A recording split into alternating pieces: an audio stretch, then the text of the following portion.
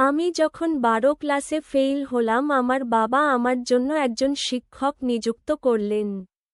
তিনি যখন থেকে প্রতি সপ্তাহে আমাকে বাড়িতে পড়াতে আসা শুরু করলেন তখন থেকেই আমার মায়ের আচরণে কিছু পরিবর্তন দেখতে পেলাম যা আমাকে ভাবিয়ে তুলছিল। শিক্ষক প্রায়ই কোন না কোন অজুহাতে ঘরের বাইরে যেতেন। একদিন আমি আমার মাকে এবং শিক্ষকের দিকে নজর রাখছিলাম। আমার স্যার আমার মায়ের ঘরে ছিল, তারা অনেক হাসাহাসি করে কথা বলছিল। তারপর যা দেখলাম তাতে অবাক হয়ে গেলাম। একদিন যখন মা কাজের জন্য বাইরে গিয়েছিলেন আমি বাড়িতে তখন একা ছিলাম। আমি টিউশনের জন্য প্রস্তুতি নিচ্ছিলাম। আমি একটি ছোট ফ্রক পরেছিলাম, সেই পোশাকে আমাকে অনেক সুন্দর লাগছিল।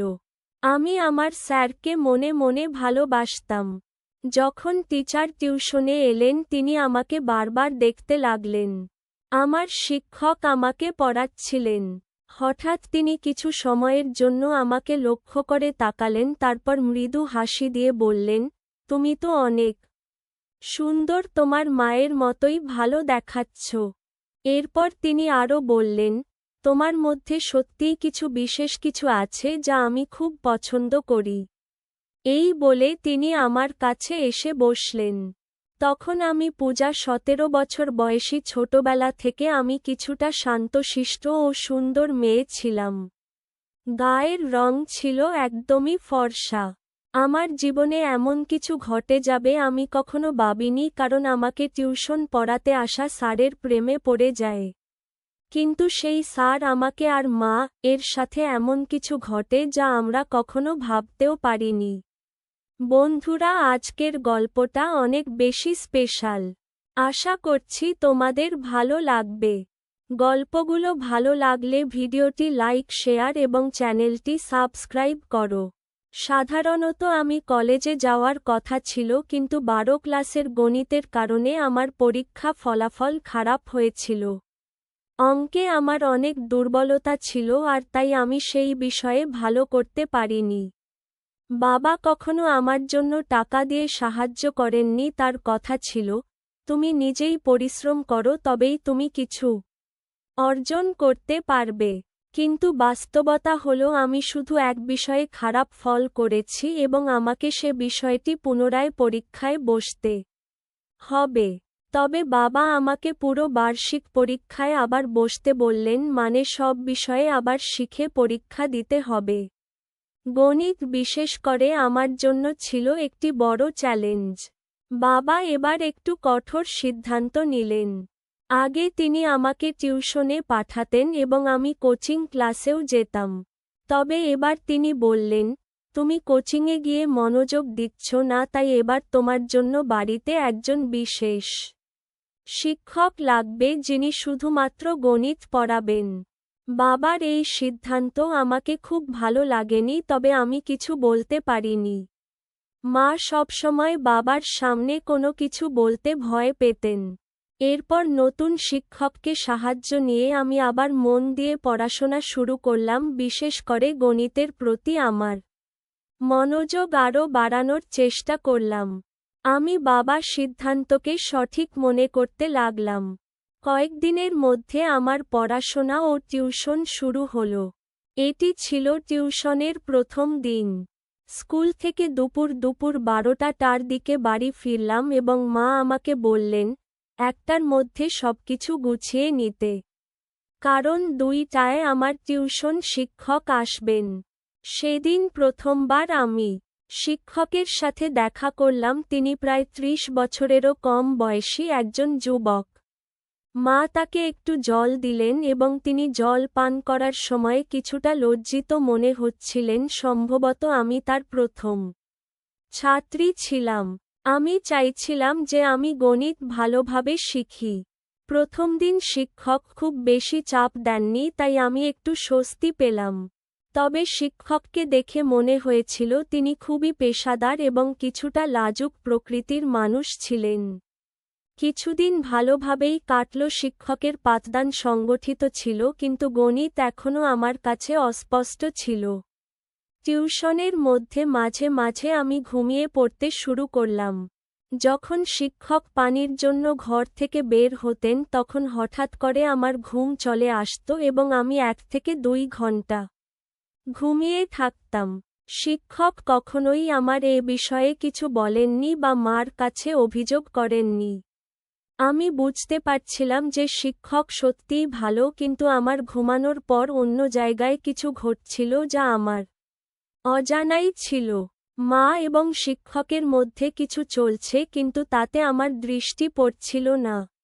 আমি কিছুই বুঝতে পারছিলাম না, আমার চোখের কিছু একটা ঘুরছিল। একদিন টিউশন চলাকালীন হঠাৎ করে আমার কাশি হতে লাগল এবং তা বন্ধ হতে চাইছিল না। আমার কাশি করতে দেখে শিক্ষক আমার পিঠে হাত দিলেন। কাশির শব্দ মা এর কাছে পৌঁছালে তিনি তাড়াতাড়ি জল নিয়ে এলেন। সেই সময়ও আমি শিক্ষকের উপর নজর রেখেছিলাম।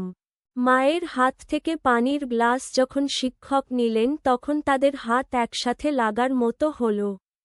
এটি দেখে একটু অস্বস্তি অনুভব করলাম এবং কেন জানি মায়ের উপর রাগ হচ্ছিল। তখন আমার মনে কি চলছে তা আমি নিজেই বুঝতে পারছিলাম না। পরবর্তীতে শিক্ষক আমাকে নিজের হাত দিয়ে পানি দিলেন। তিনি আমার কাছাকাছি আসছিলেন এবং আমার মধ্যে এক অদ্ভুত অনুভূতি শুরু হলো।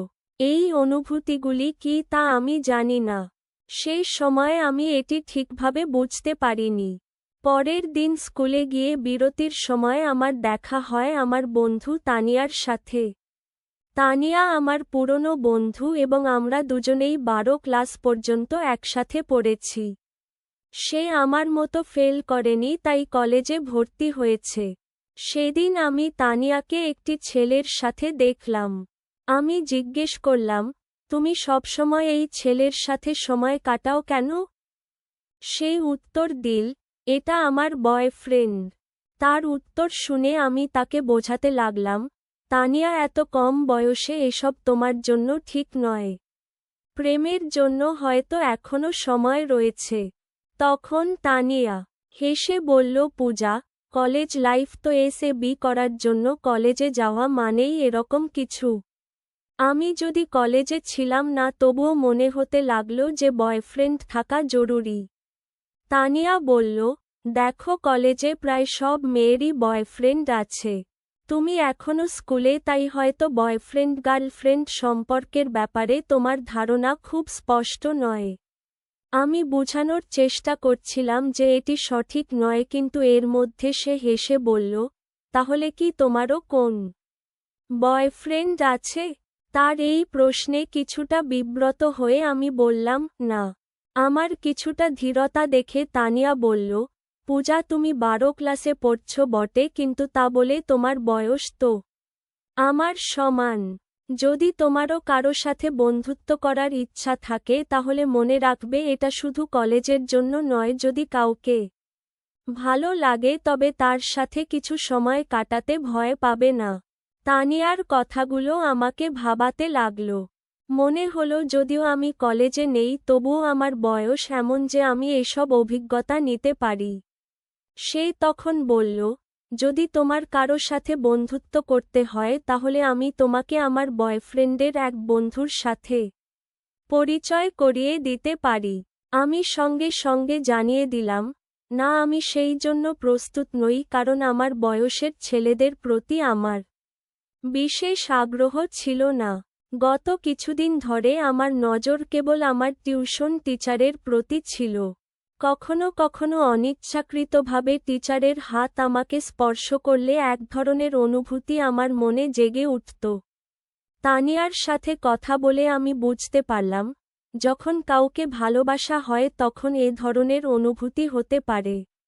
এখন আমি বুঝতে পারলাম যে আমার টিচার আমাকে ভালো লাগছে আর তাদের বয়সের বিষয়টি আমার কাছে অপ্রধান হয়ে পড়ে। আমি সিদ্ধান্ত নিয়েছিলাম শীঘ্রই আমি আমার অনুভূতি আমার টিচারের সাথে শেয়ার করব। আমি নিশ্চিত ছিলাম যে সে আমার প্রস্তাব নাকচ করবেন না, কারণ আমার সৌন্দর্য বিশেষভাবে আকর্ষণীয়। সেদিন যখন আমি স্কুল থেকে বাড়ি ফিরলাম মায়ের কিছু বলার আগেই আমি টিউশনে যাওয়ার জন্য প্রস্তুত হয়ে গেলাম। আমাকে তাড়াতাড়ি প্রস্তুত দেখে মা আমাকে প্রশংসা করে বললেন, আজ তো তুমি দারুণ প্রস্তুতি নিয়ে এসেছ। মা জানতেন না আমি কেন এত তাড়াহুড়ো করেছিলাম। কিছুক্ষণ পরে টিচার যখন আমার বাড়িতে এলেন আমি শুধু তার দিকে তাকিয়েছিলাম। যখন স্যার আমাকে পড়াচ্ছিলেন তখন আমার মন পড়ার দিকে ছিল না, বরং আমি তার দিকে মনোযোগী ছিলাম। হঠাৎ তার দৃষ্টি আমার দিকে পড়লে আমি তৎক্ষণাৎ অন্যদিকে তাকিয়ে গেলাম। টিচার বললেন, আমি একটু পানি পান করতে যাচ্ছি, তুমি এই প্রশ্নটা সমাধান করো। আমি মাথা নেড়ে সম্মতি জানালাম, কিন্তু আমার মন পড়ার উপর ছিল না, বরং আমার ক্রাশের দিকে।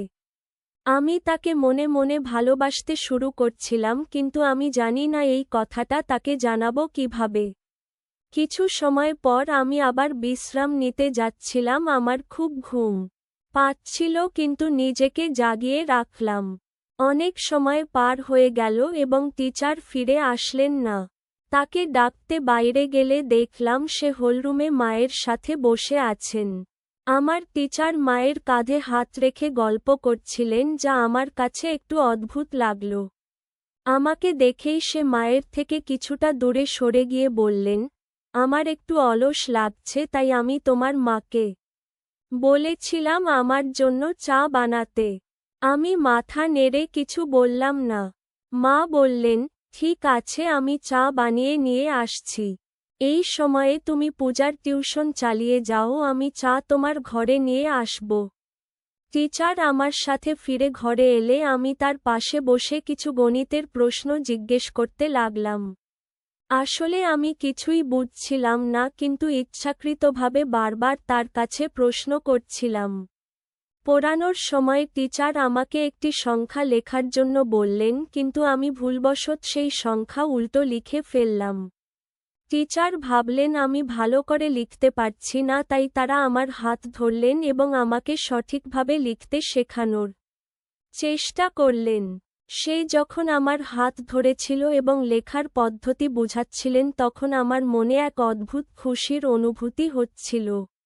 আমার প্রিয় ব্যক্তি আমার খুব কাছাকাছি ছিলেন এবং আমি তার দিকে হাসিমুখে তাকিয়েছিলাম। তখনই মা চা নিয়ে ঘরে এলো। মা দেখামাত্রই টিচার আমার থেকে একটু দূরে সরে গেলেন, যেন মা তাকে শাসন করার জন্য এগিয়ে আসছেন। আমি মা এবং টিচারের সম্পর্কের দিকে বেশি লক্ষ্য করছিলাম না, আমার মন ছিল একমাত্র টিচারের দিকে। ভাবছিলাম কিভাবে তাকে আরও বেশি আকৃষ্ট করতে পারব, কিভাবে আমি তাকে আমার মনের কথা বলতে পারব। পরের দিন টিউশনের মাঝে টিচার আবার পানি খাওয়ার জন্য বেরিয়ে গেলেন। অনেক সময় হয়ে গেছে, কিন্তু টিচার ফিরে আসছিলেন না। তাকে খুঁজতে আমি ঘর থেকে বেরিয়ে গেলাম। সেই দিন তারা হলরুমে নেই। মনে মনে ভাবতে লাগলাম তারা আবার কোথায় গেল। আমি মায়ের ঘর থেকে কথাবার্তার শব্দ শুনতে পেলাম। আমি ধীরে ধীরে মায়ের ঘরের কাছে গেলাম এবং দেখলাম দরজা একটু খোলা। দেখলাম টিচার মায়ের সঙ্গে সেখানে বসে আছেন এবং তারা একে অপরের খুব কাছে। টিচারের একটি হাত মা-র কাঁধে ছিল। এই দৃশ্য দেখে আমি অত্যন্ত হতবাক হলাম, কারণ আমি দেখলাম আমার মা আমার পছন্দের ব্যক্তির সাথে সময় কাটাচ্ছেন। সেই মুহূর্তে আমার মন ভরে গেল রাগে। আমি দ্রুত কিচেন থেকে একটি কাচের গ্লাসে জল নিয়ে এসে মার ঘরের সামনে গ্লাসটি জোরে ফেলে দিলাম। ওই শব্দে তারা দুজনেই তৎক্ষণাৎ বাইরে এসে পড়লেন। মাকে দেখার পর আমি বললাম, বিপত্তি হয়ে গেছে, গ্লাসটি হাত থেকে পিছলে গেছে। কিন্তু টিচার উল্টো প্রশ্ন করে বললেন, তুমি এখানে কি করছো? আমি সোজাসুজি তাদের দিকে তাকালাম এবং টিচার আমাকে বললেন, তোমার মায়ের মোবাইলের সমস্যা দেখা দিয়েছিল। তাই তোমার মা আমাকে এখানে ডেকেছিলেন। তার ভয়ে ভয়ে কথা বলার ধরন যা বুঝিয়ে দিল তাদের মধ্যে এক বিশেষ সম্পর্ক।